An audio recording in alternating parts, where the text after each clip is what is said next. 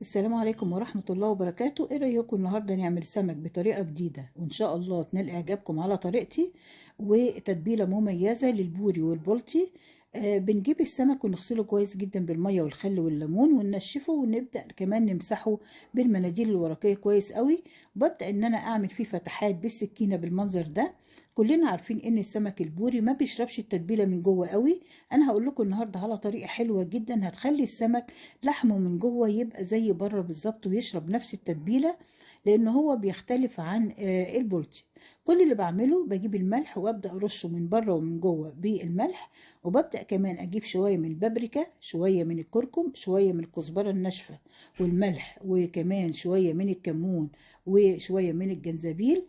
كل ده ببدا ان انا ادلك بيه السمكه من جوه ومن بره كويس جدا، وببدا احط عليه كمان 5 فصوص من الثوم مهروسين، ونص كوباية من الليمون، ونص كوباية من الزيت او اقل كمان، وابدا ان انا ادلك كل السمك من جوه ومن بره بالمنظر ده لحد لما السمكه تتشرب كل التتبيله كويس جدا بالليمون، وكمان ممكن اضيف شويه من الخل، واسيبه كده حوالي 10 دقايق قبل ما احط جواه الحشوه الجميله اللي هنعملها مع بعض، اللي هي عباره عن كزبره ناشفه، وعباره عن كمان عن كرفس وجزر مبشور وبصل وتوم وملح وفلفل وكزبره ناشفه، وكمان بضيف عليها جنزبيل، وبضيف عليها كمان البابريكا.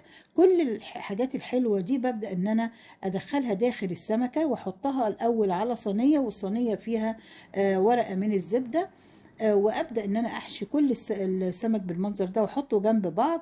ممكن اضيف جواه حلقات من الليمون، وابدا اضيف حلقات من الجزر زي ما انتم شايفين، وابدا اضيف كمان حلقات من الليمون بين كل سمكه والتانية عشان كمان ما يلزقوش في بعض، وكمان بتدي قيمة غذائية وبتدي طعم حلو للسمك. بدخله في فرن ساخن مسبقا لمدة ربع ساعة، وببدأ احطه في الرف الأوسط على درجة حرارة 180 درجة، وزي ما انتم شايفين طالع في منتهى الجمال. بصوا المنظر، اللحم أبيض وجميل ازاي.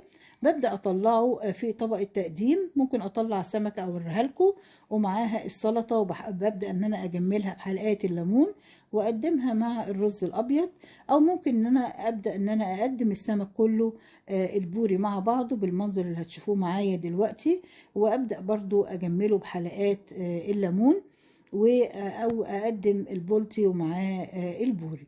زي ما انتم شايفين طالع في منتهى الجمال وما اتهراش، وطعمه وريحته جميله جدا. التتبيله المميزه اللي انا عملتها معاكم النهارده اتمنى ان انتم تجربوها وتقولوا لي رايكم فيها ايه، واشوفكم الفيديو الجاي على خير باذن الله، ويا ريت تتفرجوا على فيديوهاتي. دمتم بصحه وعافيه، والسلام عليكم ورحمه الله وبركاته.